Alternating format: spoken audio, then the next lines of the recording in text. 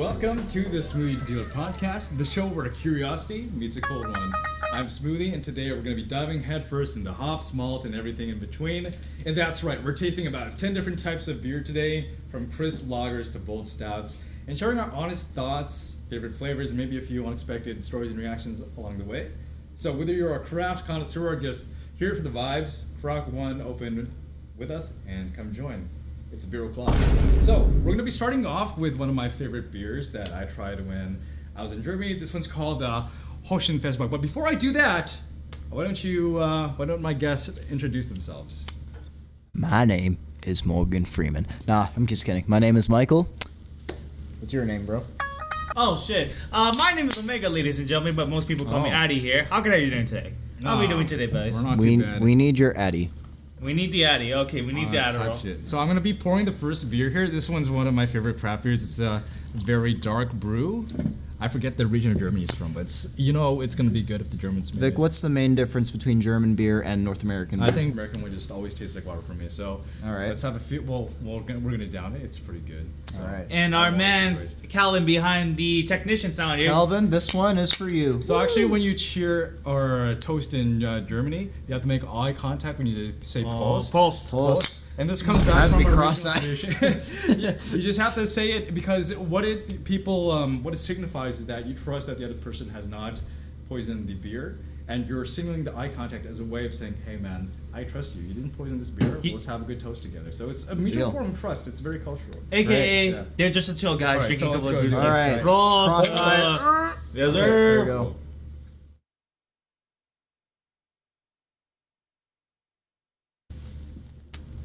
Wow, that's strong.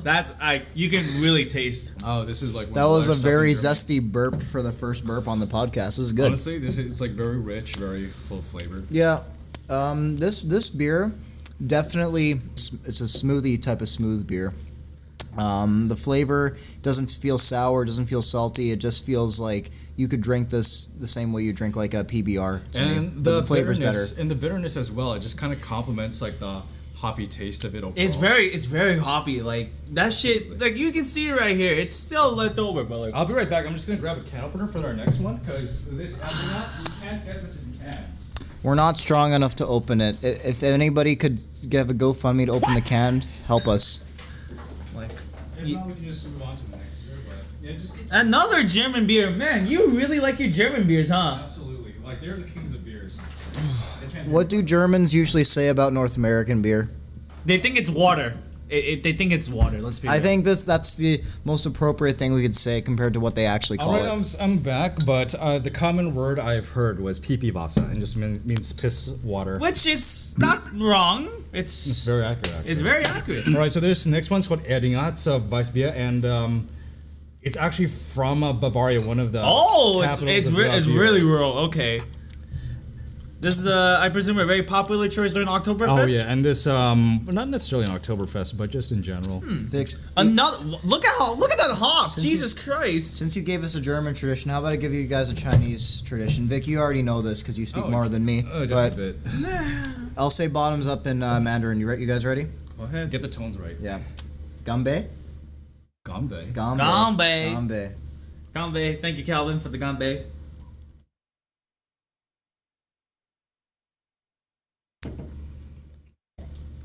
And immediately I recognize it's not as bold. It's a lot more smooth going down. It's a lot less harsh on the uptake. Not as much bitterness as the Festbach, but it's a lot. Actually, for me, I beg to differ. It's a little more sour for me. I don't know why. I just don't taste it. Like, what do you mean sour? In what sense? I'm a lightweight. That could be it. I don't know. I mean, it's lighter than the Holstein, which is like, I mean, what's the alcohol volume on this guy? It's like. Don't put your finger near the top. It doesn't really. He's adding his own flavor. It doesn't really say, but like compared to this is a lighter beer. I mean, it's called Weissbier, and it just means literally like wheat and white beer combined. To me, it just tastes a tad bit more sour, but that's just me. Absolutely. I don't drink super often, so this is a rare event caught on video and audio. All right, so moving on. Any last thoughts on the adding of Weissbier? If I have to give it a rank tier, I'll give Holstein an S tier. This one's a B tier in my opinion. Okay, yeah. So let's rate them numerically, and then we'll put them.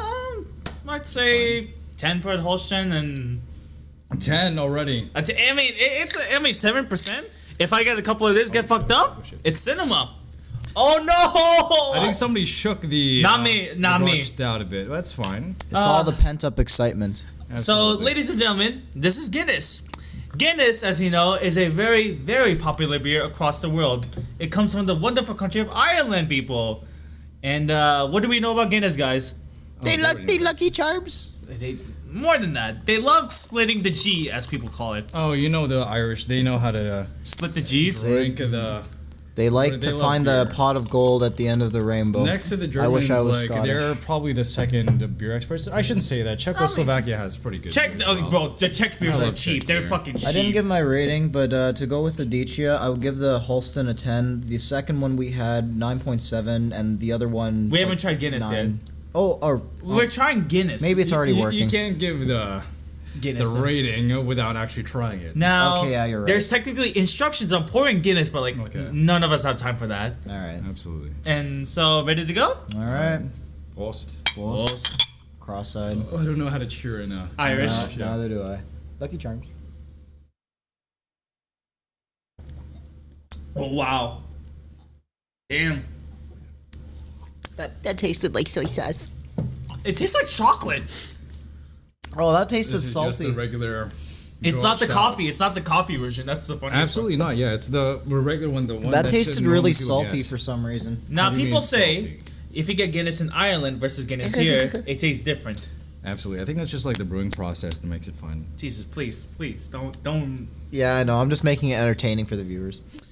Okay. Entertaining to 5-year-olds. Oh, this beer is good. The one that's coming up. I got a special connection with Pabst Blue Ribbon. This is But before we go ahead, what We're would you still rate the talking Guinness? about Guinness. okay. Right.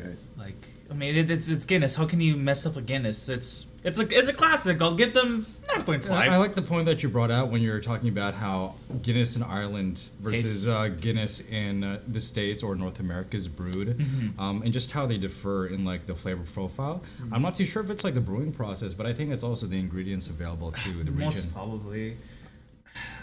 9.5 is reasonable for me. Like I'm a so simple let's man. celebrate. What's 9.5 signify here? A minus, realistically. Okay. The only thing that is. Oh, so we're doing ratings. Okay. I mean, I can do ratings, I can do letters, but me personally, it's not high enough in alcoholic volume. If I'm drinking beer, I want to get fucked up as much as I can, right? No, that's fair. Yeah.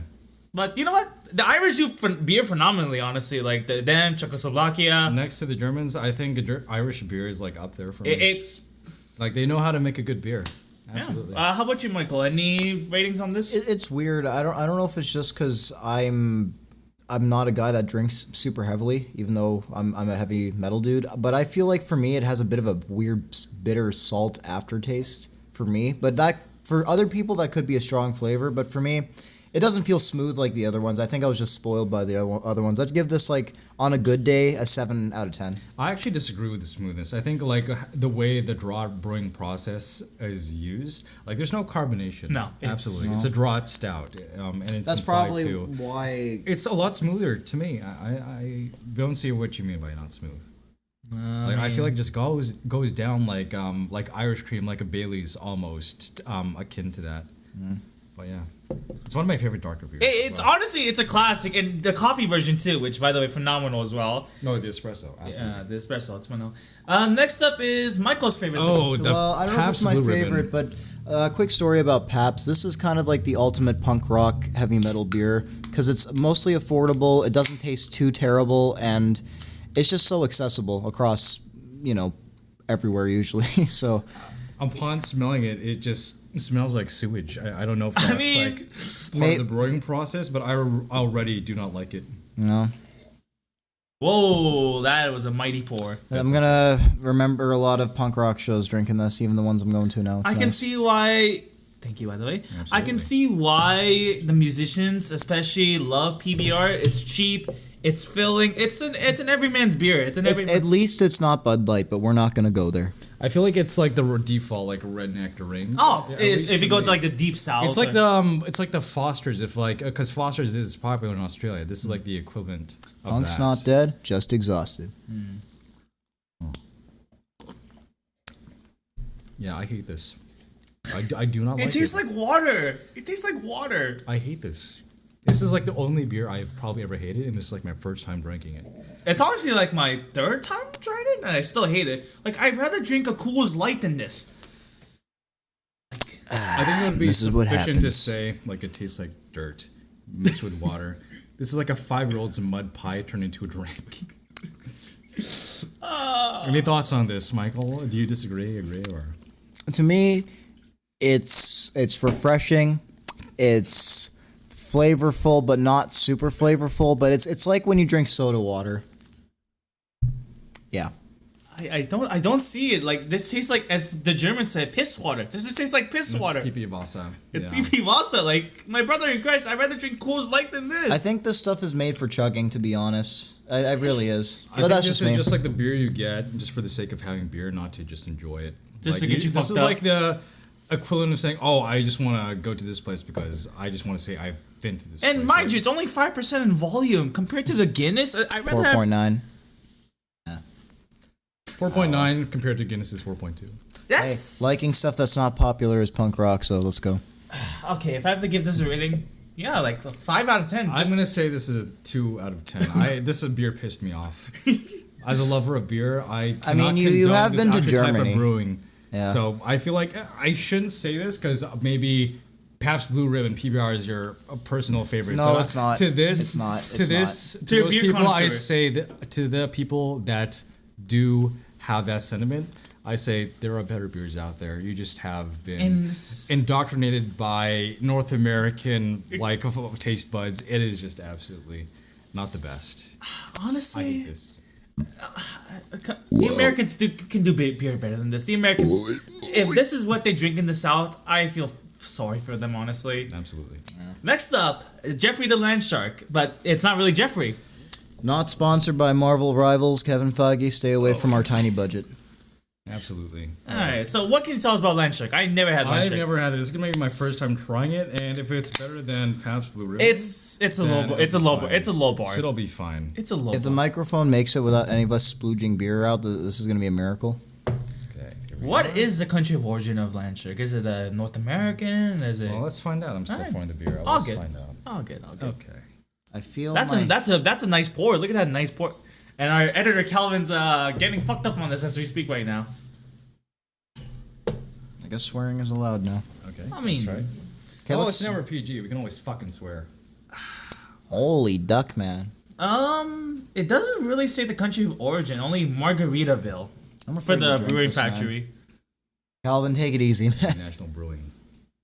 All right. Margaritaville's probably the brewing company. All right, It doesn't this really is for say. Jeff. For Jeff. It was brewed in Canada. Oh, a Canadian beer. We support that. International Brewing. Just-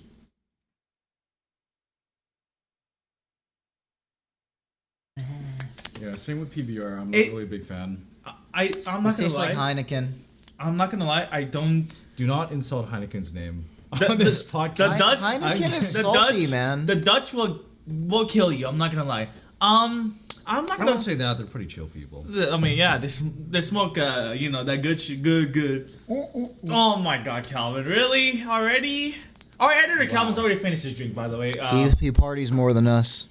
Honestly, Land Shark and PBR, they taste similar. I don't taste any Welcome uniqueness. to paradise. I would go as far to say as this is better than PBR.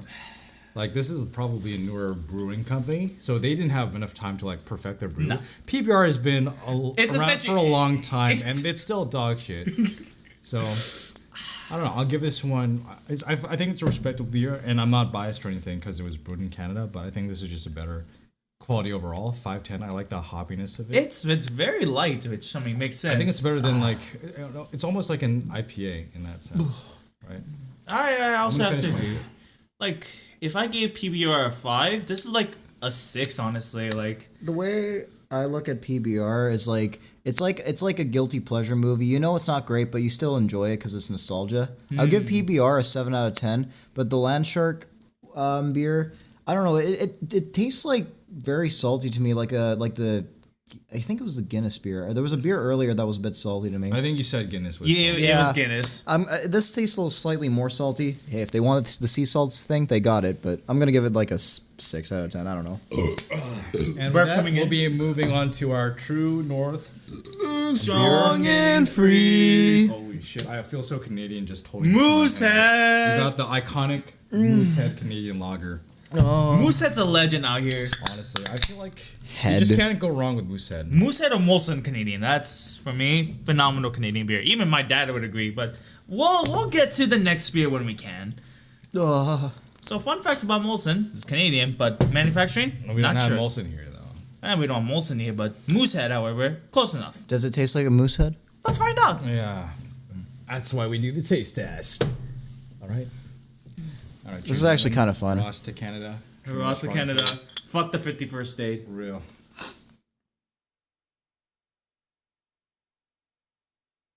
Wow.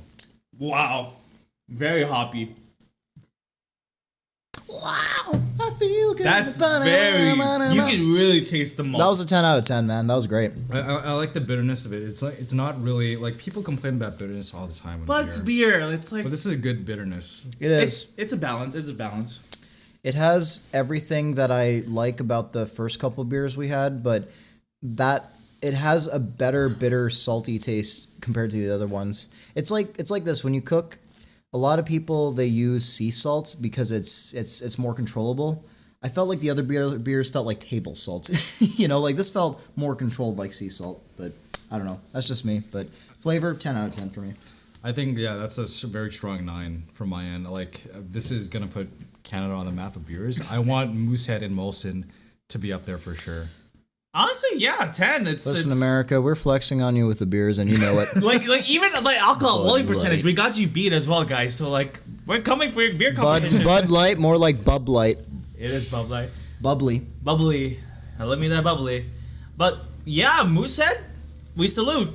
Final thoughts? Yeah, this is everything I want in a Canadian beer. It just reminds me of everything about Canada. All you need some poutine, you need some freaking beaver tail. Perfect. Honestly, this is like Tim the perfect Hortons, lager. that I would small bring bag. this to a Blue Jays game. I would bring this to a Toronto Raptors game. I would bring this to A Jets game. even a Jets game as well. Like it's perfect. Like it's the perfect Canadian beer. It's a beer that reminds you why life is worth living. Exactly. Don't talk so close to the camera. Please To the- stop, please. to the Next mic. up, generic lager. Now I'm this is giving these people what they didn't pay for. Now this is a hidden gem right here. My father, when he was beer hunting, he decided, you know what? Let's get generic lager. They might like it, they might not like. And this is one of the best light beers in the market. I think so too. It's just so unassuming in its flavor profile, and the slogan that it says on the can is that it's impressively standard. I will say that it's very impressive. That part is very true, but the standard part is far from accurate. And it's Manitoban too. I think it's quite exceptional in its What is it called? process. Genitalia? Generic. Like President's Choice, no name yellow brand. I think you're already drunk after the first beers. Like, I mean, he's not fully ready yet, but like we'll get to that. I think after the moose head, that oh, I kind of thought you were drunk at the Guinness. I think you just can't hold that in. No. All right, cheers, folks. All right, Cheers to this. Cheers to Canadian. Salute.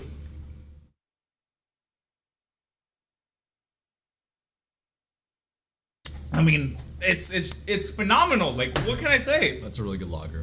Like, That is everything I want in a lager. There's a bit of hoppiness. There's a bit of it's perfectly bitter, balanced. and maybe also like some notes of like I can't quite describe it. It's not quite fruity, but I just feel like there's like fruits in there as well. Like the aftertaste, it just makes me want to drink more. Barley. It has rice. If that helps, I mean, There's rice. it has rice. That helps. I don't know what kind of rice, but it has rice. The previous starch from the last rice is bringing me down to the center of the earth with this one. Oh my god. Okay, why don't we just take maybe a quick break and like No. We got it. We got 2 more. Let's power He's through. ladies and gentlemen, he's a lightweight. He's gonna get fucked. I'll explain it with this.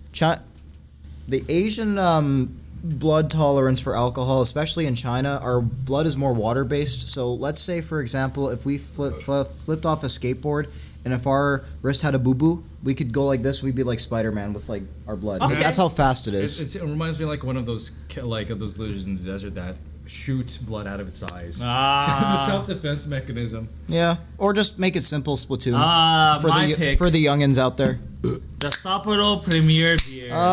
So my quick review on the last one. I think if I wasn't such a lightweight, I would like it more. But this one is like kicking my ass pretty good. It's like it's like Arnold Schwarzenegger and Sylvester Stallone. They're taking a pounding match on me as a sandbag. Okay. I'd give it an 8 out of 10, but Honestly, if you were to rate it numerically... I would give it 8 out of 10 too, but it's really whooping my butt. Honestly, Moosehead kicks his ass, but you know what? Generic lager? Good secondary. It's a good secondary. Now, Sapporo. This beer comes from Osaka. Very, very nice. We'll see if this beer sucka. Let's see. It said it's made in Guelph, Canada, but I'm not too sure about manufacturing. the actual... Yeah. Well, it says Sapporo. Sapporo is an actual city in Japan, so I would assume that's where it originates Maybe from. Japan, but I argue their beer market is not as strong as the Europe, but it's getting there. It's getting there. And it's actually quite interesting, this story of Sapporo. Like, one of the founders, he actually studied beer in Germany and brought the recipe back to Japan. Look at that. It has And German now they influence. have their own thing. I could argue that beer has a lot of German influence. Did he write it in a glass bottle and put it on a seagull and send it like the Krabby Patty formula? I wouldn't know. I wasn't there. Alright, now we'll say in the Japanese way. Kanpai! Alright. Cream pie. Please stop. Please. Yeah. It's definitely on the lighter side. It's not really bitter. I'm just trying to air it out. It's definitely made for Asians like me. I mean, Wow. Wow. That was It's- actually really tasty. yeah. But It kind of tasted like I ate a nice meal. I would have this with like maybe some takoyaki. yeah. Like this is something. This is a that very I think when I'm eating like Japanese street food, isekai. This is a would very eat this. isekai beer. I would actually like eat this or on the way. Like if there was a Japanese equivalent of a baked bia in Germany, I would eat this with like a stick of takoyaki. Honestly, it's a very much an isekai beer. Like you just drink it, have some nice meat, on the grill. But you know what? You know what I like about it? It tastes very clear. Like it doesn't taste like overpowering. Like if you're eating food with it, you'll still be able to taste the food. So that's kind of nice. I pair this with like a nice steak dinner. Like any meat Yeah, dish. I would. You know what? Call me weird. This is kind of like a fancier version of a a blue ribbon to me. I don't know why. I think like anything is better than PBR. It It's a very low. Listen, I got the nostalgia, man. I got the nostalgia. Oh man. If PBR was piss water, everything from here is literally evolving to something better. Let's be real here. I will say, and I'm a bit biased because I am Japanese. I'll give this a 9.6 out of 10. Okay. Like, it's almost. A I think I perfect score. skipped. I don't know if I got every rating, but You- I'll just continue where we are because I think I'm in an outer space right now. But I think I agree with you. Do you say 9 out of 10? A 9.6. Ooh, that's good. I'm gonna copy you. Asian to Asian, I'll copy you. See, love that. Chinese and Japanese can't get along after all. Take that history. I mean, Take that history. Honestly, World peace. All we need is a beer. I'm gonna give it a 9. Honestly, like it's not terrible. I'll give it that. But I think I don't know. Holston is beating the race right now. Same thing with Moosehead. Like I think Holston have set a very high bar, and it's one of the darker beers, and it's 7.0%. yeah, it's a strong beer. It's Calvin, I got a question. Am I the same color as this mic right now? No, you're not. he's Not not. yet, Our not editor yet. says he's not, but We'll be there. we'll be there. I can edit it and post if you want. Like, Harrison Ford's Red Hulk is not going to compare to my And Red now Hulk. we have the final beer, Stella. Stella Artois, and this is a Belgian beer, but brewed locally in Canada for us to enjoy. All right. And I've heard very good things about Stella, though it may come off as a lot more bitter than the previous beers. I think it adds a bit more complexity to the flavor profile. And the commercials were very famous at the time with that gentleman telling that Stella is wonderful. Any fun facts about Belgium that you know of? I love their waffles, and that's actually where the French fry came from. Yeah, it actually. They don't call it Belgian fries, but we just put French in front of it just for the sake All right, of it. Michael, last beer of the The day. last beer, Prost. Ulster. Yes. Oh, if God is for us, who can be against us? Are you good? Do you need help? I'm good. We'll make it. We'll make it. Okay, here we go.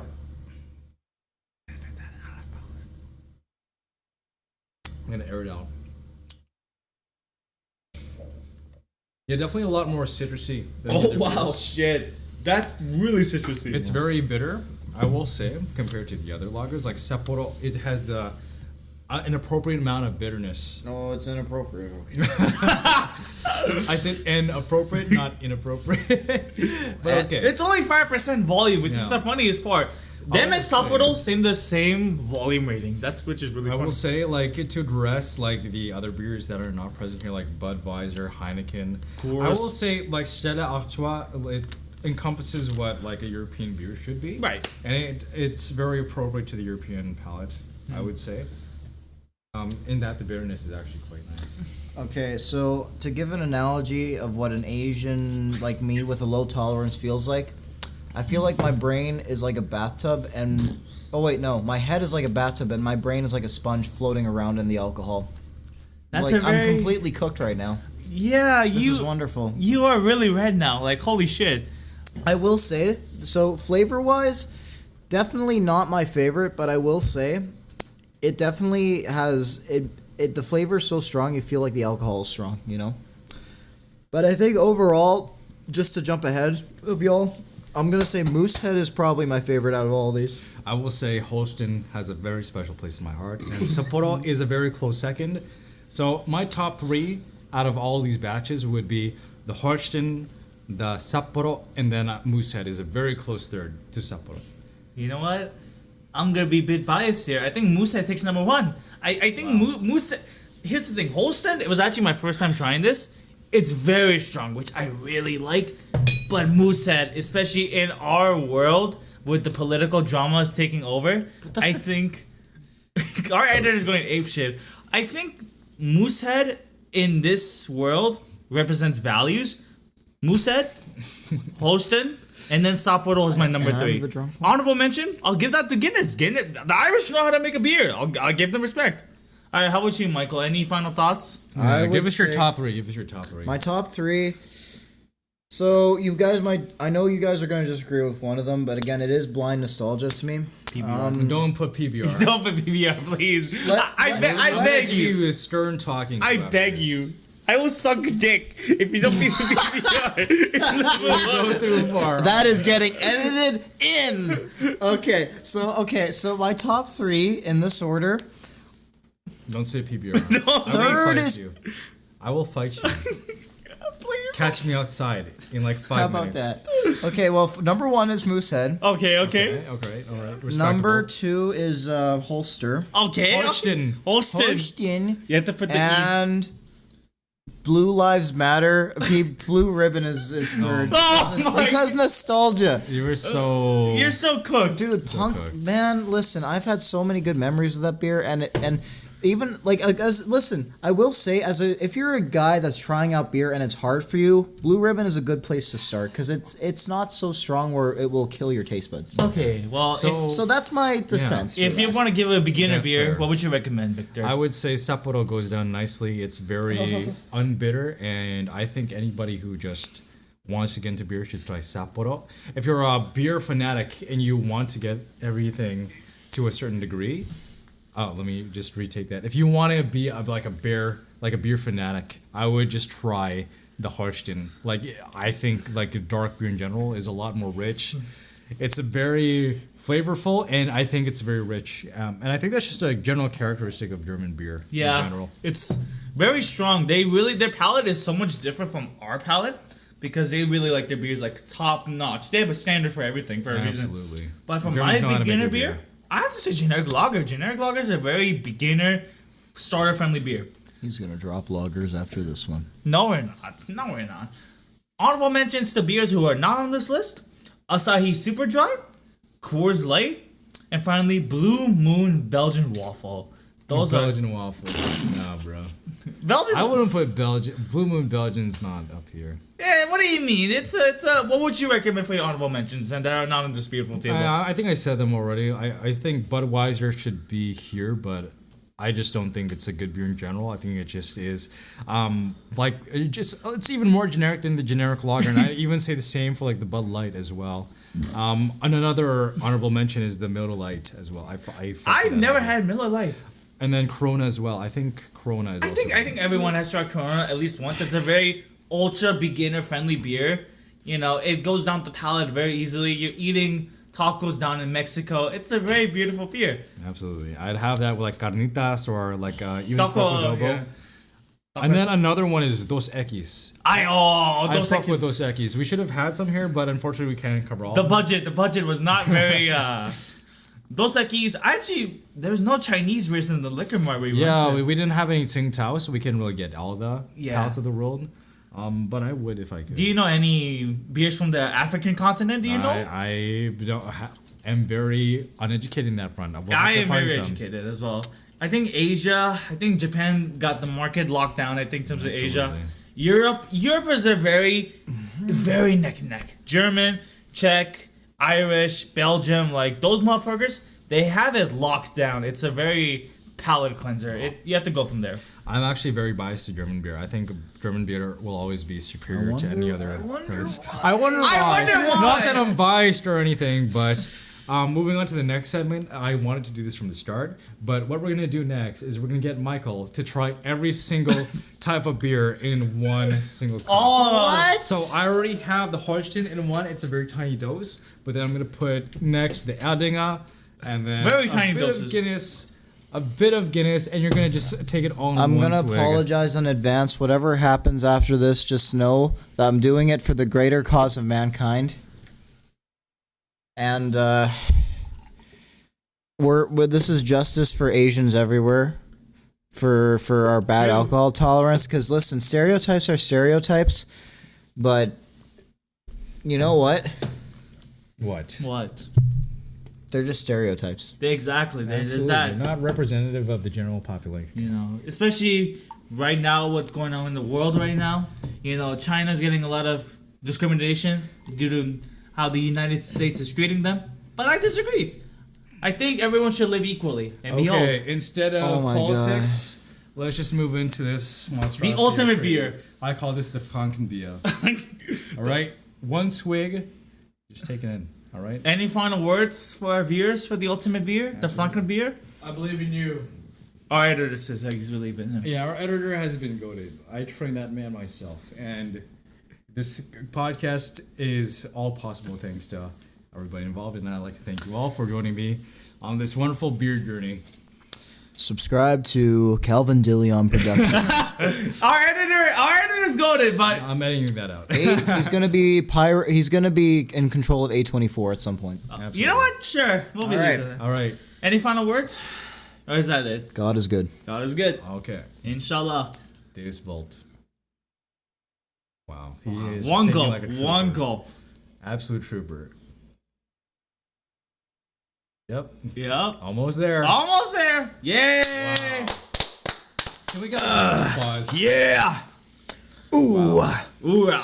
Off to Never Land. There we go. Mind you. Yeah, so tell us more about your, after that entire swig of beer, tell me about your metal career. My specifically metal career? thrash metal, yeah. Sure, what do you want to know, man? Just in general, like, where do you think it's going to take you, where you've been, where you are right now, and where do you want to be? Well, to tell you the truth, thrash metal has always been a very Western thing. It's always been the most hyperactive version of heavy metal when it comes to combining punk rock and heavy metal. But I think where it's going to take me is, I would like to think the States, even though the relationship between Canada and the States is very iffy right about now. But for me, that's kind of where the hot spot is. That's where the mecca is. But, I mean, the biggest places in the world that care about this kind of stuff would be Mexico, would be UK, all of that, Japan. I mean, I don't know. I feel like with the way rap has gone and a lot of modern music has gone, it's very oversaturated, and I think people are craving something heavier, something, you know, something that has a bit more of a backbone to it, a little bit more of an edge to it, lack of better words. So, I mean, there's a lot of rappers that are trying to do a little rock and roll spins, and people say, oh, it's so edgy and this and that, but metal's kind of done that since forever. So Can you think of any artist who has been doing a bit of that mix between rap and, as you describe it, rock and roll or metal? Well, I mean, Post Malone is nonstop with that stuff. I mean, I'm not too versed in the rap world to really say what kind of rappers that have done it, but I've definitely seen some that have tried. Back on the camera. Yeah, sure. Sorry. It's all good. My head weighs more than my body right now, but it's good. This is a good buzz. This is where you could ask me all of life's questions, and I'll be honest. So Absolutely. Yeah, so you're saying about Post Malone. I wouldn't say he's really a rapper per se, but he's definitely in the sphere of hip hop. it's weird. I don't think you guys know this. Metal people know this. He was in heavy metal before he was in rap, but I don't want to say he sold out. I think he just understood the market of this generation and he went towards what was popular. But I think he's definitely one of the people that I think is gonna definitely help the resurgence of that kind of music. So, I mean, it's whatever. I don't judge. I mean, if you like rap, you like hip hop, that's awesome. Just don't be a dick about it. Absolutely. Everybody has their own opinion. Do you think you find yourself moving towards that Post Malone mindset? Do you think like catering to a wider audience can help your growth? Well, it depends. I mean, for me, a wider audience, I'm not too crazy about electronic sort of rap that's like big now or hip hop now, but I will say I am big into a lot of instrumental stuff, like a lot of industrial, a lot of synthwave. So I feel like bridging that and heavy metal would be good. I mean, that kind of already exists with industrial metal, but a lot of the guitar riffs are very chunky. They're not very speedy or creative. They're just kind of more seen as noise for filler, for shock value. But I think if you put talent behind the guitar along with talent in the synth, you could really create something special. But I mean, who knows? Music is something that, I mean, it's a form of art, and art always evolves and changes, so I hope I could add to that and keep it alive. I find that music in general, and my music taste obviously differs from yours. I find that it's a very dynamic space for self-expression and whatnot, and I would say it's one of the more contemporary ways we've been just creating value for ourselves and just expressing that creative mindset in general. So we can't really knock each other for having different tastes. I try not to. But everybody has their own opinions. But Absolutely. It is what it is. And we have our own biases as well. Yeah. So I think we can do that as a main takeaway. But as like a thrash metal artist, do you find yourself feeling the need to move to other genres, not just to metal, but like every other genre? To define thrash for people that don't know what it is, it's heavy metal, but with speed and extreme fast groove. But it's a consistent pacing that doesn't get boring. So it's kind of like, think of it as an action movie, but not in a crappy Michael Bay action movie where there's so much action it feels like paint is drying, but it's action like Terminator 2 Judgment Day, where it's well balanced and there's like substance in between the action. There's a reason for it happening. The lyrics between thrash are usually pretty deep. The riffs are very complex. It's very, I don't know. It's very complex in every sense, lyrically, musically. But I'm sorry. What was the question? No worries. What was the original question? Do you find yourself moving towards other genres? Like Well, house, I not would just metal, but like other like genres of house, music. pop, hip hop. I would say I'll take thrash in a direction, maybe adding elements of other genres. But I think thrash as the main sort of stable foundation, I think, is perfect, because thrash, for people that don't know, when it comes to all the different, and there's so many different heavy metal subgenres, thrash is basically like you keep your standards high with writing and you put stuff over top of that. So I'll definitely add elements to thrash if that kind of counts. So if it answers the question, I think yes, in lack of better words, I would like to take the genre in ways maybe it hasn't been done before. So yeah. Absolutely, and I think that's just the way the music industry evolves, right? Like you said, I like the way you described it earlier, saying that music is dynamic and people's taste changes. I think it also depends on it depends on your atmosphere and where you live. It depends on, like, if you grew up in something that is an aggressive atmosphere, you need something aggressive that works for it. People that grow up in lighter atmospheres, maybe they want something that makes them feel something they don't usually feel. So Absolutely. I don't know. It's not to be that guy, but it is a spectrum. But it's a spectrum in a cool way. It's I don't know. I could talk about this for hours. Absolutely. In the sense of thrash metal being one of the more rapid and more dynamic changes, I noticed that some of your songs tend to rely on the same guitar riffs, but this is one of your early works, especially Creature as well. I find that you tend to use the same guitar riffs and the chord progression in a very conservative way, for lack of better words. So I would tend to disagree, but perhaps I'm a little bit less educated on that front. So I think if I hear more thrash metal music, I think my opinion is subject to change. Honestly, it's the perfect thing to listen to when you're doing physical activity or when you want to get out of a depressive slump. I know for me, in my life, it's helped me get out of a lot of slumps and, feeling down. But it's very energetic music, and there is scientific studies. People that listen to heavy metal, they're a lot mentally healthier than people that don't. And that's not to say, oh, if you don't listen to heavy metal, that means you're messed up. It's like, no, it's just... It's such an aggressive music. There is a chemical difference, so it's kind of like your brain takes more intense training with it. So I think music in general just triggers that effect, not necessarily just thrash metal, but I could be in the wrong here. Do you know which studies have conducted such? I don't know the specific names, but it's just a common thing. I mean, if you Google it about the effects on the heavy metal, like not just including thrash, but other genres of aggressive guitar, sort of rock and roll. That's what heavy metal is. It's aggressive rock and roll to the fullest extent, to heavy metal and other whatever genres. Basically, if you Google it, there's lots of scientific studies that talk about it. There is like people do brain scans when there's tests of different music genres, and people that have sort of listened to metal for a while, they have more levels of, I think, stamina when it comes to stress and everything. When we think of like these like stamina, would you describe these as like chemical reactions or levels of cortisol, melatonin? Can we go more into the science of this? I would say it's all of the above, but I think it's definitely emotional because heavy metal, I mean, unless it's glam, which glam's kind of more of the Outdated? No, okay, glam is kind of like the pop rock and roll where it's about sex, drugs, and rock and roll, which I'm not about that. So like a Kiss kind of thing. Well, no, it's kind of like the stuff that's in like sort of the gangster rap stuff, but the thing is, when it comes to heavy metal, when it comes to meaningful lyrics, when people hear music that sounds heavy in an emotional sense with lyrics that match that, I think it makes the listener feel heard, and I think when you feel understood, it just makes you feel kind of stronger. It's like, it's that sense of community, a sense of family that I'm not alone, and these other people that listen to this, we're kind of a family of misfits that go together with this kind of music, so.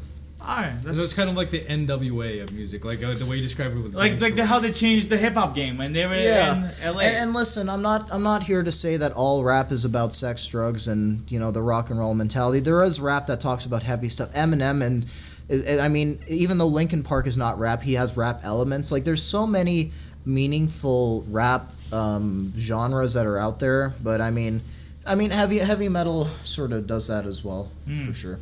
But phenomenal. It's not emo. Emo is just a bad version. Yeah, emo and goth is. I think I would still mosh as much as I would to rap, as much as I would to thrash metal. House. And house to like pop music as well, but not to the extent that it's necessarily hard and it goes as fast as metal, but to the point it has their own style, right? Yeah. Certain genres cater to different. I gotta ask, have you guys listened to a lot of crossover of metal and rap? Because there is some that exists that's actually really good. Like, I listened to the original Run DMC, Aerostone Run. I listened to that way back in the day. Run DMC. There's a band called Suicidal Tendencies. They have a lot of rap elements when it comes to the vocals and guitar. I think you guys would actually like it, to be honest. Absolutely.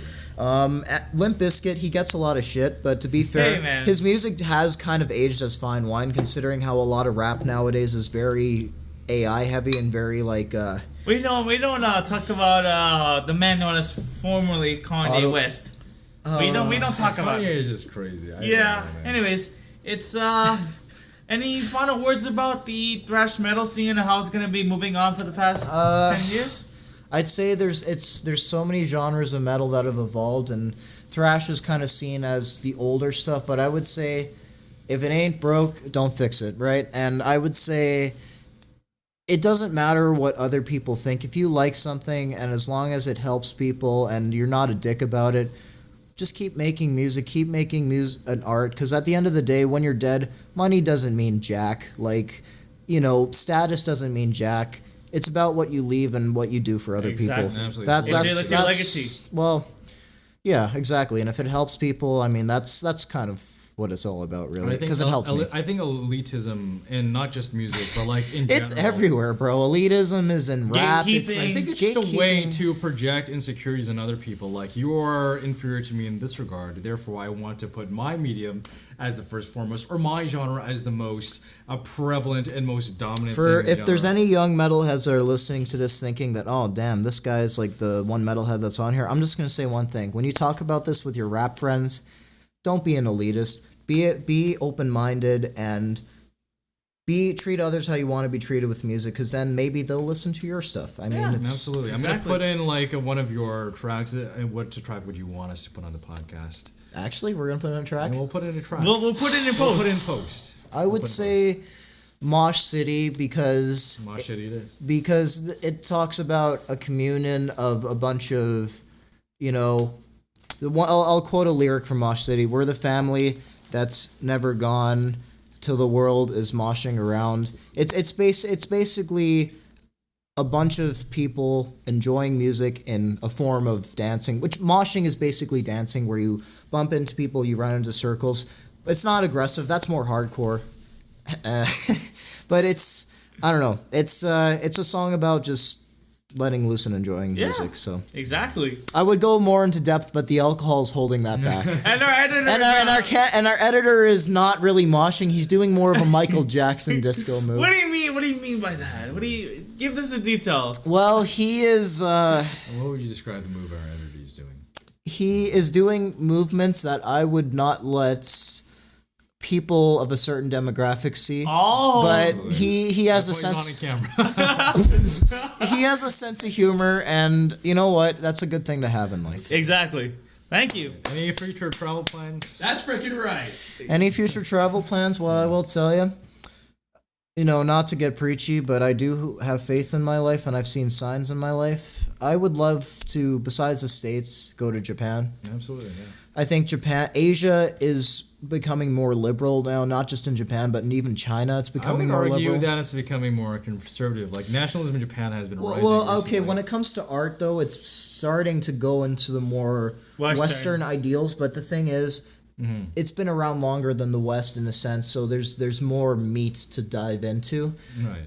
But I think it would be cool to tap into the Asian market of Japan, because, I mean, it's cool, because when I was in China last year, man, there were so many pop songs that had guitar solos in it, but I think people are just going to get tired of synchronized electronic music, and people are going to go back to stuff that is made with the human hand, like more hands-on, but I don't know, that's just me.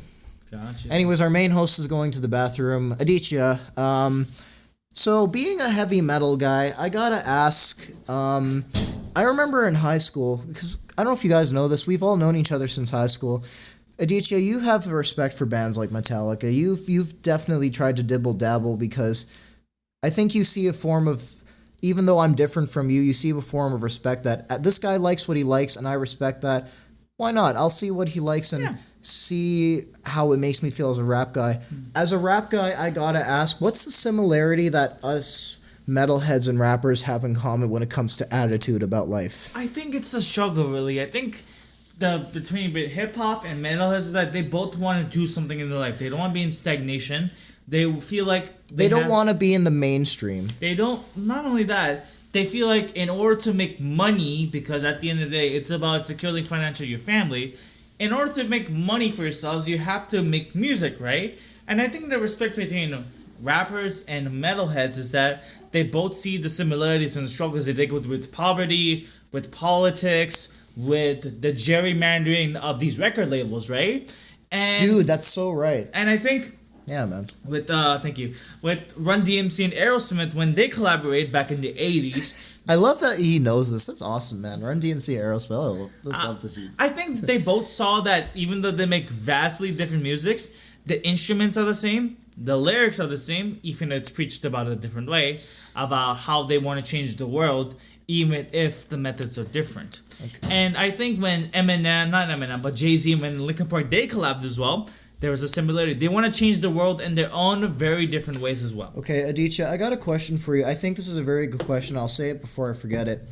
I think a lot of people that don't listen to heavy metal, people that are from countries that have just never heard it, they probably hear it and feel like, oh, it's the devil, it's so aggressive, and they think it's violent. But the thing is, most of it, the lyrics are very meaningful and very positive and very deep. And I think the way that people look at metal as a violent source of music, people look at rap as a very, like, evil form of music when it comes to sex, drugs, and this. Yes. But you know for a fact, you listen to rap, there is meaningful rap out there. So what do you say to the people that say that, oh, rap is just about sex and drugs and all of these just basic things? For someone that cares about meaningful rap, how would you defend it when people say, isn't rap just about sex, drugs? Like, what do you say to that? It's a very loaded question. It's a shotgun question. And I'll respond that with an AK-47. People think that about sex, drugs, and monies is that it sells. That sells the records. That sells money, right? Rap originally started from the Bronx in New York in the 1960s. It originated from disco. And where did disco originate from? From the 1800s, because rap was about making out of the struggle, right? Because rap is predominantly voiced by African Americans. African Americans were struggling about poverty, about how they were trying to make it out of the hood. And so by making it out of the hood, they can rap about how they cannot get governmental support, how they cannot get apartments. And so they were rapping, rap groups like Run DMC, right? They were rapping about the poverty struggle, right? It was outsider music. It was outsider music. But then in the 1990s, when the NWA made that album, right? Oh, so iconic. It's very iconic. They made it about the police. Why? Because the police were racially profiling them and how they were treating like these people of gang members. Still relevant. It's very relevant. It's absolutely relevant. It's absolutely relevant. And so when the NW felt like, okay, in order to sell records, we have to make the record about called Fuck the Police. By that, Tupac came, Biggie came, Snoop Dogg came. They all felt like in order to make money, they have to rap about these things. But then eventually, guys like Eminem, I think it was more than money. I'll have to disagree with you there. I think it was just like that general attitude. The attitude. That wanted to be amplifying the voice of the African American community. Exactly. Not just for monetary sake, but for the sake of the culture. For the people. It was for the people. Absolutely. And then it was very much an uplifting. They saw, hey, if we say fuck the police on the radio stations, people can inspire. That's how you get the Los Angeles riot hoods of 1991, because Rodney King was shot down and killed by the police. Therefore, black people felt alienated. They felt like, okay, we have to fight back against the system, otherwise we'll be screwed. But then when they try to fight back against the system, they get blacklisted. So they felt like they have to beat those stereotypes. They felt like they have to, say about sex, drugs, and monies. But then eventually when guys like 50 Cent, Eminem came along, Linkin Park even, Right. They felt that, yes, while these topics are making money, we also want to talk about our struggles as well. That's why guys like Kendrick Lamar, who, yes, when the last year has been beefing with Drake over, calling him a child predator. Kendrick Lamar, he's from Compton, California. Have fun editing this, man. Arguably, I will. Arguably the I don't most. think you're gonna edit that much. Just like maybe 4. Oh, I will cuts have at a most. raw, a version of it, and I'll have an edit. Pay this man's Patreon. He'll buy Burger King for us. I'll make one. Okay, but But Aditya, before we end up, actually, hold on. Before we get into that, I do want to have one more segment where we're still talking about heavy metal, or just metal in general. Cool, man. So I'm Yeah. gonna give you the top 10. I like this. I feel respect. Metal This is bands good. as well. Okay, and I want you to rank them. At least give us a numerical score. Like numerical your score. top 10 or Oh, just well, my no, top not 10? top 10, but rank them on a scale of 1 to 10. That's hard, But man. the ones that are like genre defining, these are the ones that made metal what it is today. Okay. And you might disagree with the list, and that's totally fine. But here's Are you finding what this the list? consensus Are is. you finding a list off of Google or what? Off Google? Yes, absolutely. All right. Okay, This so is- I'm gonna go this in no particular order as well. Sure. Just give me a numerical score out of 1 to 10. Of based how accurate I feel it is. on how accurate you feel it is, on how they influence not just the metal genre, Just in music as a general, whole. but music as a Sure, whole. yeah. Their overall influence, how they made it into the mainstream, a combination of different factors, and of course, your personal biases towards some of them. And of course, Metallica's gonna be there. I'm not gonna tell you Yeah. where they are, but Yep, bring it. okay, let's start with 1, Black Sabbath. Oh yeah, 1,000%. That's a no giver. It's a no brainer, man. They were one of the first bands. Them and Deep Purple really brought the evil sounding music that would make grandparents and parents feel shivers, but that's a bit of an understatement, I would say. it is. It's a huge understatement because it used notes that people were afraid to use because of the tritone. But I think people that discovered the tritone, I think they were just arrogant people that they felt something cool, but they were just afraid of how cool it was. Right. But Black Sabbath, 1,000%. I'm fine with that being one. And out of a score of 1 to 10, how would you rate them? 10. 1,000%. I mean, I don't know if you guys know this. To put it in layman's terms, Black Sabbath was made out of unfortunate circumstances. The guitarist Tomi Iommi got his fingers cut off at a metal factory. I didn't even know that. Huh. He got his fingers cut off at a metal factory, and he felt devastated. He couldn't play, so he took metal banjo strings, he put it on electric, and he tuned it lower than E standard, and that's how the Black Sabbath sound came, and that's probably where the low register tritone really came into effect, because he had these plastic tips on his fingers after his fingers got cut off at a metal factory. And good music is built off of tragedy, and I think nothing is stronger when you survive something so terrible and you make something so beautiful out of it. Absolutely. And rap is included with that, Okay, moving on. Yeah, sorry. Before you go into our we all have had alcohol, but you guys are getting unfiltered stuff. Okay, yeah, and then we'll move on. And thank you for that address, by the way. I like the self-awareness there. Oh yeah. So next band, Iron Maiden. Oh my god. I said top 10 of all time. Yeah, this is gonna be hard. This is gonna be very hard hitting. No, Iron Maiden, they are so strong in. So someone that doesn't listen to metal, how I would describe Iron Maiden, it's like an electric guitar version of Mozart, Beethoven, and every classic classical music on electric guitar. Lyrically, Iron Maiden is very operatics heavy, so if you want to imagine what operatic music is like with electric guitars that aren't too over the top, Iron Maiden, it's the gold standard of heavy metal, because when you listen to the music, you're never going to be bored, because it's not like thrash where it's just maybe 4, 5, 6 riffs. It's constantly evolving. It's supposed to be like an experience. Absolutely. Okay, but it's adventurous. So it's a theater experience, basically. Oh yeah, that's a 10. That's a 10. 10. So we got Black Sabbath as a 10. Iron Maiden is a 10. Yeah, it's good so far. Let's move on to Slayer. Okay, this is very divisive, and we might get hate from this from the elitist thrashers, but Slayer is extremely good for the anger. But the only thing that I don't like about Slayer is that they have the aggression, but they lack the melody.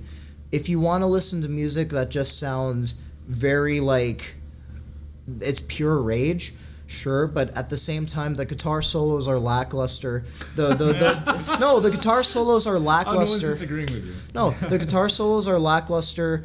The riffs are beautiful, but that's the only good thing. The singing is more like just incoherent, like pattern noises that it's good for aggression, but realistically, on a musical level, Slayer, I think it's just pure rage in thrash, and it doesn't really have anything dynamic. So if we're going to put that out of 10, I might get canceled for this among the thrashers, but I don't care, because I care about music. I don't just care about thrash and whatever. I'm not an elitist. I would give them like a 5 at best. Wow, that's a hot take. You hear the people just want edgy stuff, man. Fair enough. Okay, so let's move on. And you might hate me for this, but Judas Priest. What the Judas Priest? Why is that 4th? I would say they belong in the top 3 because they have everything I said about Iron Maiden, operatic, the time signature changes, the complexity of their songs, but I think the Rob Halford's vocals, there's a bit of a roughness to his vocals, but it's operatic too. And I mean, not to get too preachy, he is a man that has been in the closet for being gay for a very long time. Okay. And during the time in the 80s, he had to sort of pretend to be like a rocker, being with like women and stuff, and it went against how he was as a person. And there's a lot of painful lyrics in his stuff, but it's like it's weird. He's a Christian as well, and there is lots of debate on that, but honestly, I think I don't think Christians should segregate people from based off of what they like. I think God does love everyone, but I think when it comes to Judas Priest, it's very progressive music, and it holds up to today. I don't think thrash would be where it is without bands like Judas Priest. Exactly. Metallica wouldn't exist without them. Iron Maiden and Judas Priest, they're like they're up there. They're for progressive like time signature, 1,000%. So for fourth place, I don't know if I agree with that, but I would say for influential, 100% would be a 10. Interesting take. Interesting take. Okay, so before we continue about Judas Priest, let's move on to Pantera. Oh, yeah, they're pretty progressive. They have a lot of groove. They're definitely a gateway band for a lot of people that want to get into maybe thrash, but they... Okay, so here's the thing. Pantera does everything that Slayer does wrong. The Slayer has aggressive riffs, but Pantera has the good solos and they have the melody. It's just... it's just aggressive music, but there's lots of... I think okay, so people that are if people that are listening to this are not into heavy metal, check out bands like Pantera, Judas Priest, and Iron Maiden for their more serious albums. You'd be shocked on how serious and biblical these lyrics are, man. It's pretty insane. But Pantera, I would say it's an 8 for being influential. 8 out of 10. There's been bands that before them that have existed, but Pantera is kind of like... It's kind of extended the lifespan of aggressive music for sure. Okay, and moving on, we got Megadeth. Ooh. Oh, I'm gonna get so much hate for this. I bet you will. Okay. This is a hot take. So everyone loves Megadeth for the guitar playing, and I will agree it's very technical, but Dave Mustang's lyric writing is kind of weak, and his solo and his vocals are not that good. But I think Dave Mustaine as a person, he's gotten better recently. But I mean, when he was younger, he was definitely questionable for how he acted and stuff and whatever. But you know what? As a musical level, as a guitar player, he's pretty good. But influential, I say for the thrash genre, as much as I hate to admit it, despite me not being a fan of him as a person or the vocals, he is an influential guitar player. I'd say, I don't know, probably like a 8 out of 10 for thrash metal. Another 8 out of 10. Yeah, but that's just for a guitar playing level. When it comes to lyrics and vocals, he doesn't bring anything new to the table. So what's the overall total? For Megadeth? Yeah. 8 out of 10. 8 out of 10. Well, are we talking about music or just thrash? I would say just metal in general. Metal in general? Okay, well, if that's metal in general, it would probably be like 8.9, because he did, like... Okay. He brought Van Halen elements to thrash. He made it very complex, so... Interesting point. Because he was a part of Metallica, and I think a part of... A lot of companies and brands... They're at their best when they're in competition, and for Megadeth and Metallica, they were pretty much like that. So, Okay. All right. Yeah. So moving on, we got Slipknot. Slipknot. I say they're, even though I'm not really into nu metal, it's too sludgy for me. They were Sludgy in what way? sludgy, as in it just doesn't feel energetic. But I prefer energetic sides of metal, and Slipknot is more of an emotional side of metal because it goes from like clean vocals to heavy vocals quite often. But I would say for influential, it defined the 90s and the 2000s pretty easily. I would say for music, like so out of 10, is this for music or just heavy metal as a whole? It's metal. I would just say metal as a Like the genre. metal is a Okay, genre. I would say fucking maybe I think I this would one say influenced I your would rating. say 7. 7 out of 10. Yeah, 7 out of 10. Just because bands like Iron Maiden and Judas Priest, they've done that, but just Slipknot just has a different tone when it Yeah. comes to the guitars Fair enough. and the vocals. All right, and what's Okay. the number one band? Number 9, we have Burger King Tool. Foot- Tool. Ooh.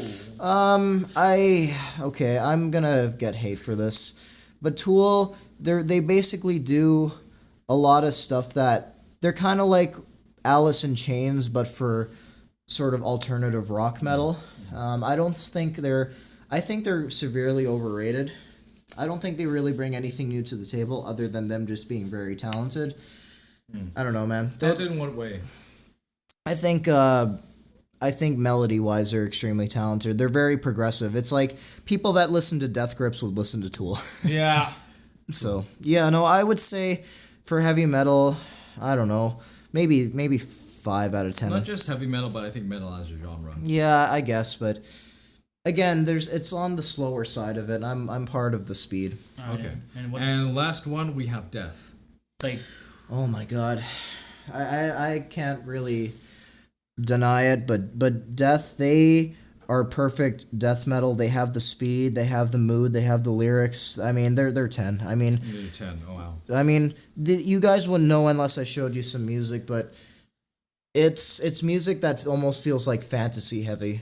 You listen to it, you could just imagine Lord of the Rings type of stuff. Now, I don't know if Victor's mentioned these, but Motorhead, has he mentioned Motorhead yet? I think it goes into an honorable mention, but Right. we'll do No, Motorhead should be in there, man. Motorhead. They Okay. should have been in the top 10. Okay. So we'll do a ranking. Actually, no, we have still one more. Oh. The last, but definitely not least, Metallica. Oh my god. Well, this sounds like a house answer, but it's a 10 because they reached out. They reached out to people that don't listen to heavy metal. They're smart as artists. They're like Led Zeppelin of heavy metal. They kept evolving. They kept, even though they sort of betrayed maybe some of the elitist thrashers, they still transcended one genre. And I think to do that as a musician, you could act like you want to stay in a box all you want, but at the end of the day, you want to reach out to as much people as possible. And if you could survive the test of time like Metallica has, like God, they're over 40 years old at this point. No, they they earned it, man. And you know, hard work does pay off. So never give up. And their hard work lead them for Fortnite. Anyway. Sponsored by Fortnite. No, not really. Not Epic really. Games do reach out though. Epic Games is Doobie Golden. All right, but yeah, Phantom Mike Blue, Michael, thank you so much for hopping in Omega. Thank you so much for being part of the Thank you Smoothie for Deal having me. podcast. Thank you for having Name me. pending, and then I think we'll call just- it there. Thank you for Mr. Dragonblade for being Our editor's producer as golden. We well. all can unite. Nobody has to be elitist in rap, metal, anything. We could all get There you along. go. Final words of To wise quote, words from Michael. to quote Jack Nicholson from Mars Attacks, why don't we all just get along? Absolutely. Actually, one more thing before we go. Oh. Let's do a top 10, okay? Or I'm going to do this, just rank them Speed run. in random order, okay? I will start from Black Sabbath. Oh, like am I put it? Yeah, put it top in 10, top 10. Random, Well, okay? number one, man. Number Come one? on. Okay. They would, metal wouldn't exist if it wasn't for those guys. Okay. Awesome. Okay, Metallica. You already put Black Sabbath at number 1, so. I would say 4. Oh, okay. Okay. Wow. Chris Hedfield would not like you. James Hetfield. James Hedfield. James whatever. Chris Hetfield's an asterisk. He's a Canadian. No, you're Chris Hatfield. James Hetfield. Oh, yeah. There's an Listen, EA difference. I suppose so. Hey, Chris Okay. Hatfield, God bless him. He's a Canadian astronaut. Okay, God bless we'll him. get an astronaut here one day. Yeah. Okay, next, Iron Maiden. Man, that has to be 3. 3. Ooh. Okay, so we have Black Sabbath for 1, Metallica for 4, Iron Maiden for 3. Okay, Slayer. This is gonna get me canceled. It's gonna. It's 7 out of 10. Seven out of the top 10 list. Okay. Wow. Yeah. Judas Priest.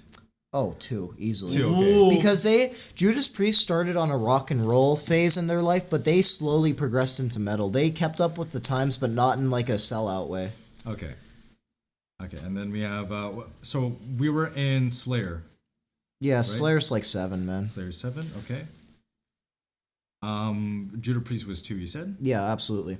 and then you said Iron Maiden. What'd you put for Iron Maiden? Oh man, that's okay. I might get hate for this. Iron Maiden, I'll put in a 3. 3. Okay, Iron Maiden. Because here's the thing: Judas Priest, they started from rock, but Iron Maiden was always been metal since their first album. They've been metal. So, but Judas Priest, they've started from the rock era. And then you put Metallica at number 4, as you said. Absolutely, Okay. I would say so. And then we'll do. You said Slayer was 7. Yeah. Okay. This Slayer's one note, man.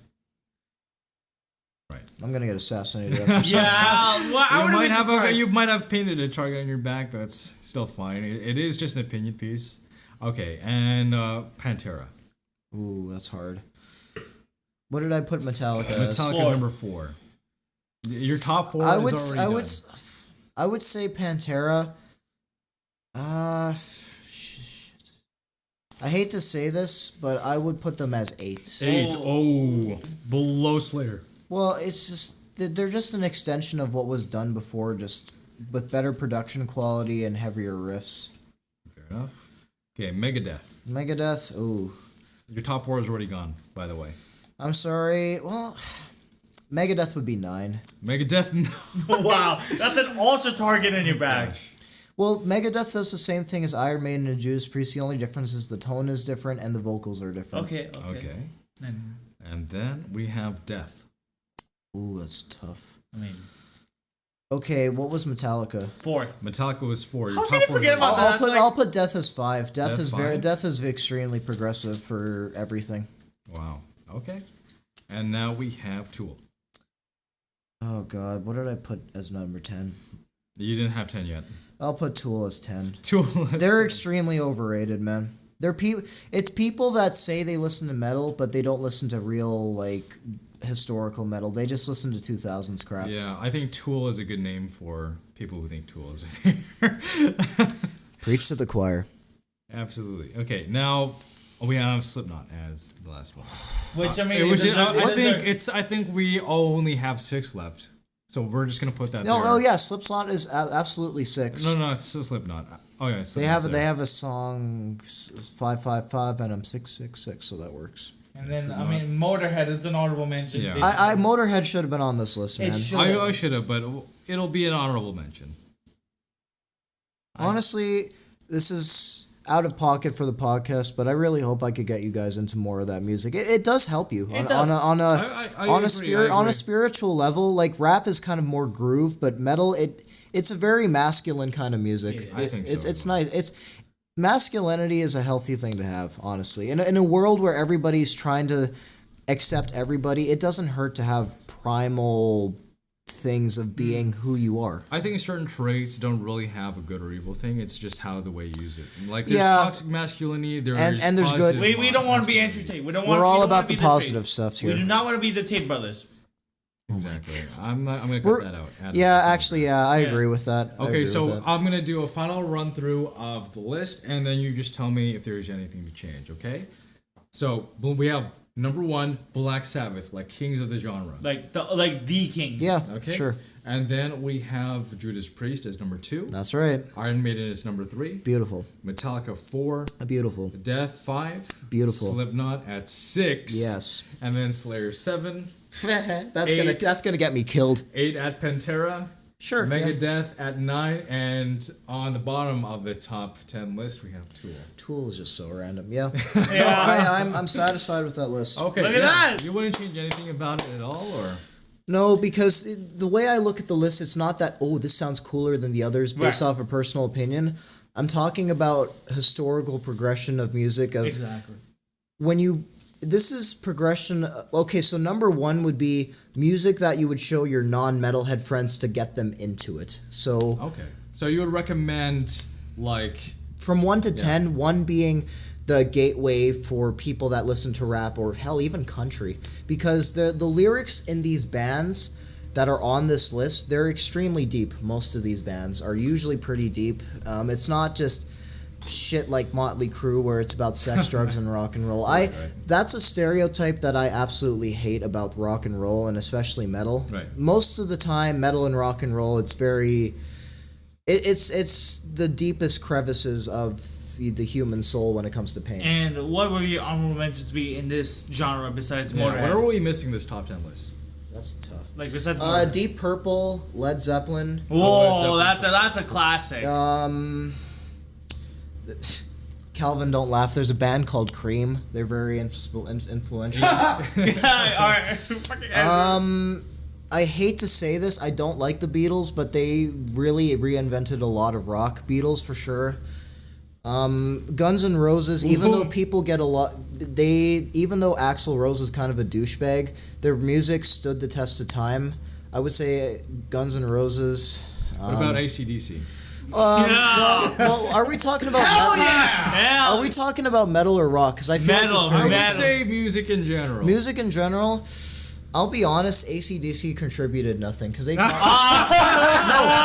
just copied the Beatles and Led Zeppelin and made it one note. What about Aerosmith?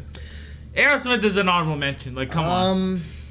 Listen, I feel like they're historic like Motorhead, but I'll be honest, they kind of copied the Rolling Stones. Damn. Even though I don't like the Rolling Stones, I think the Rolling Stones has more of a history with music than Aerosmith. Okay. What about Queen? Queen, oh man, they're 100% honorable mention. They should be on the. If we're okay, so I feel like this list was mostly metal, but if we're talking metal, but if it was rock and roll, Queen would be like top One? top six for sure. You think they're a minimum 6?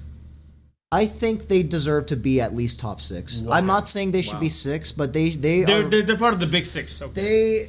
they kept the classical side of orchestral music with rock, and people don't see that with rock and roll, that people that are on the outside, right? So All right. no, Look at that. That's a very thoughtful list. Okay, all right. Well, thank you so much for joining us on the Smoothie Theater podcast. Again, name pending. I will get a better name soon. But yeah, Smoothie Smooth. well, thank you so much. That about wraps it up, and thank you so much for joining us. Until next time, peace out.